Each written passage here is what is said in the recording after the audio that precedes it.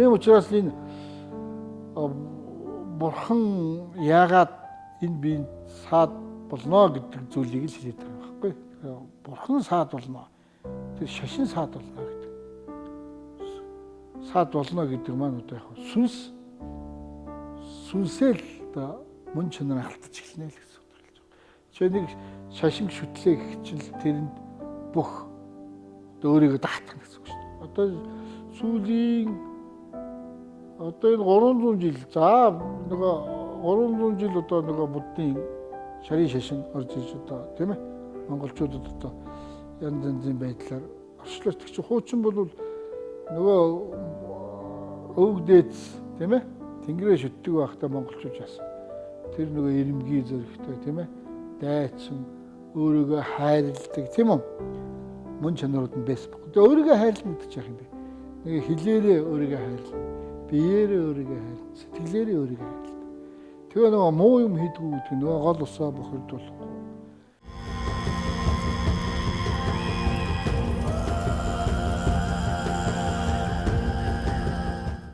Нөгөө өнөөдөр нөгөө муу зүйл хэлэхгүй дандаа ерөөл магтаал тавьж идэг тийм ээ. За сэтгэлээрээ дандаа сайхан сэтгэлийг дандаа үүсгэж явдаг. Ийм л байсан байхгүй юу? Энийг л бие хайрлна гэдэг зүйлийг хэлээд байна шүү дээ. Одоо цагт яасан нөгөө бие хайрлага байсан. Амаа хил амаараа муу юм байл. Нөгөө сэтгэлдээ муу сэтгэлийг доршоож явдаг. За тэгээд биеэрээ дандаа муу юм үлдэж нөгөө байгаль дэлхийг авахаас эхэлсэн тийм үү? Тэгэхээр энэ биеийг л хайрлахгүй гэсэн үг. Тэгэхээр энэ бие хайрлахгүй. За тэгээд нөгөө махан бие хайрлахгүй нөгөө толгой нүцгэн явдаг. Нөгөө тийм ээ одоо өвлийн хөтөнд ч одоо толгой нүцгэн одоо нөгөө сайхан анган болох гэж одоо явж байгаа. Энэ биеийг одоо өвчин зовлон байвдаг гэж.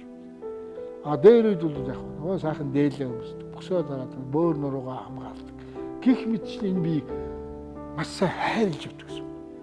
Энэ биеийг л хайрлж явах хэрэгтэй. Энэ хайр маань л энийг хэлээд байна шүү дээ. Чи энэ биеийг хайрлах бол хэлээрээ битгий муу юм хийгээч. Сэтгэлээрээ битгий муу юм хийгээч. Энэ биеэрээ битгий муу. Тэгвэл энэ биеэр чи хайрлж гэсэн. Хайр гэдэг чинь л энийг хэлээд байна. Энэ биеийг хайрлах. За тэгээ өвөг дээдсээ хайрлах. За тэгээд хамгийн сүүлд яг сүнсэн биеийг хайрлах. Ийм л зүйл. Тэгсэн чи хаа байсан нөгөө энэ тентхийн нөгөө бурхан оруулж ирээд одоо шашин оруулж ирээд нөгөө шашнаа шүтгэж өөрийгөө татах. За одоо чинь монголчууд байлээ гэж чинь за одоо өөрийгөө татах. За тэр гандан дээр өчсөн юм шиг. За тэрийг өсч. За тэгээд ингээд миний юм зүгээр. Чи өөрийн гэсэн эзэн байна. Энэ биенийг нь эзэн дотор юу юм? Сүнсэн бие. Энэ сүнсээ өөрөө хайрлах. Дахиад дараа төрөл авъя гэвэл тэр төрөл авахлаар сайн юм гарч ирнэ шүү дээ. Юун тэр вэ? Тэр хаа хамаагүй юм нэг даатгаж. Энэ биений чи эзэн чинь таны сүнс шүү дээ. Энэ сүнсийг л хайрлаж, хамгаалж, сүнсээ хайрлаж хамгаалуулах, бие хайрлаж хамгаалах шүү дээ. Махан бие хайрлаж хамгаалах.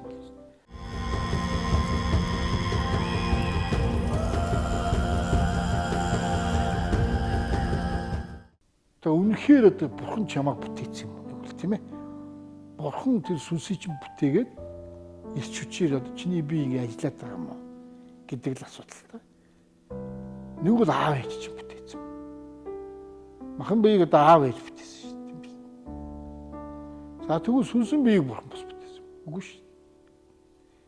Тэгэхээр одоо энэ дээр л одоо тэгэхээр монголчууд яагаад эртээр үеийн өөрийнхөө толгойг давч явдаг тийм ээ. Өөрөө энэ бие эзэнтэй байж явдаг тийм ч юм. Тэгээ энэ аав ээжээ шүтдэг. Тэр өвөг дээдсээ шүтдэг чинь энтэй л бодно шүү дээ. Тэгэхгүй одоо хаа хамаагүй гадны нэг таваар шуудыг оруулж ирээд тэгээ өөрийгөө даатгах нэг чинь бодож байгаа. Жишээ нь бурхан багшийг хэлээ л да. Жишээ нь бурхан багш маань гэгээрээд тийм үү? Гэгээснийгээ дараа яасан хүмүүс юу гэжсэн? Таны доторгоо тэр бяцхан буддаага үжүүлээ гэж хэлж байна. Тэгвэл одоо цагт тэр шашин одоо юм болоод байна. Би ойлгох. Тэгвэл одоо багасаа эхлээл өөрийн доторгоо бяцхан боддог үг хөгжүүлэх хэрэгтэй. Яа тэрийг юу хэлээ нэ? Тэр сүнсийн л хэлж байна. Бурхан багш бол тэгж хэлсэн. Энийг одоо гажууд уулсан юм яац одоо. Уг нь бол хар багаас нь эхлээл ном уншуулдаг бол хоёр сүнсийг л хөгжүүлэх хэрэгтэй шүү дээ. За тэгээ үйл үүрийг одоо устгаж одоо үйл үүрийг одоо байхгүй болгох. Ийм л зүйл дээр хүн ажил энэ биендээ зовлон хураахгүйгээр энэ биеэ хайрлаж явах хэрэгтэй. Хайрлна гэдэг чинь одоо би нөгөө сүнс сэтгэл одоо энэ хэл гурыг л хайрлах хэрэгтэй. Амар дому юм хийхгүй. Сэтгэлийг дандаа цагаан сэтгэл гэж хайрлах. Сүнсийг хайрлж гэрэл гэгийг дил хэрэглэх. Ийм л зүйл байгаа болохоос шүү. Энд чинь хүссэн хүсээгүй энэ зүйл чинь энийг хийхдээ тэр одоо шашны номлолууд чинь одоо хүссэн хүсээгүй та сүнсийг хийгээгүй нэг л шашинтай шашингүй бурхантай болохгүй. Энэ зүйл угаасаа цаанаас өөрөө сүнс мөн өөрөө цагаан зүйл учраас энийг хэлдэг.